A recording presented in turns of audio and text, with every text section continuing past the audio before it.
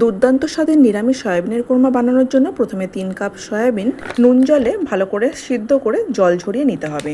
তারপরে একটি পেস্ট তৈরি করে নেব। তার জন্য একটি মিক্সার জারের মধ্যে 10-12টা কাজু বাদাম, 1 চামচ কিশমিশ, 1 চামচ চারমগজ আর হাফ কাপ টক দই দিয়ে খুব ভালো করে একটি মিহি পেস্ট তৈরি করে নিতে হবে। এবার একটি মিক্সিং বোলের মধ্যে জল ঝরানো সয়াবিনগুলো নিয়ে 2 চামচ কর্নফ্লাওয়ার, 2 চামচ বেসন, সামান্য লাল লঙ্কার গুঁড়ো আর সামান্য লবণ দিয়ে খুব ভালো করে ম্যারিনেট করে রাখতে হবে। এবার একটি কড়াইয়ে সাদা তেল গরম করে আগে থেকে ডুমো করে কেটে রাখা ক্যাপসিকাম দিয়ে লাল লাল করে ভেজে তুলে রাখতে হবে। ওই তেলের মধ্যে আগে থেকে টুকরো করে কেটে রাখা আলু আর সামান্য লবণ দিয়ে আলুটাকেও লাল লাল করে ভেজে তুলে নিতে হবে। তারপর আগে থেকে ম্যারিনেট করে রাখা সয়াবিনগুলোকেও তেলের মধ্যে দিয়ে ভালো করে লাল করে ভেজে সেটাকেও তুলে রাখতে হবে।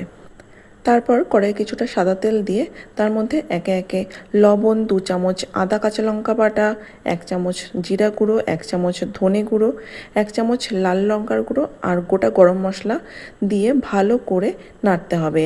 যেহেতু গুঁড়ো মশলা দিয়েছি তাই তার মধ্যে সামান্য জল দিয়ে মশলাটাকে ভালো করে কষাতে হবে যতক্ষণ না মশলা থেকে তেল ছেড়ে দিচ্ছে।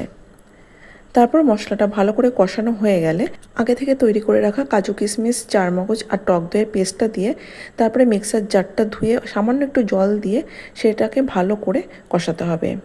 এইটা একটু বেশি সময় নিয়েই কষাতে হবে। এই কষানোর সময় গ্যাসের ফ্লেমটা একদম লোতে রাখতে হবে। মশলা থেকে তেল ছাড়তে শুরু করলে আগে থেকে ভেজে রাখা ক্যাপসিকাম আর আলু দিয়ে ভালো করে নাড়তে হবে। তারপর ভেজে রাখা সয়াবিনগুলো দিয়েও ভালো করে নেড়ে চেড়ে জল দিয়ে 5 মিনিট মিডিয়াম ফ্লেমে ফুটতে দিতে হবে।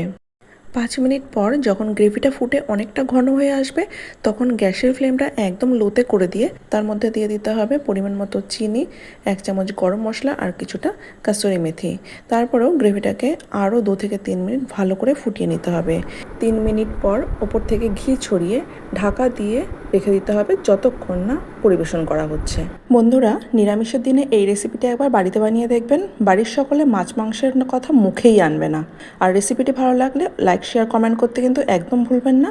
আর নতুন বন্ধুরা এরকম সুন্দর সুন্দর রেসিপি দেখতে মন চাইলে আমার ইউটিউব চ্যানেলটিকে সাবস্ক্রাইব আর ফেসবুক পেজটিকে অবশ্যই ফলো করে রাখবেন। আজ এখানেই শেষ করছি। সবাই ভালো থাকবেন, সুস্থ থাকবেন। ধন্যবাদ।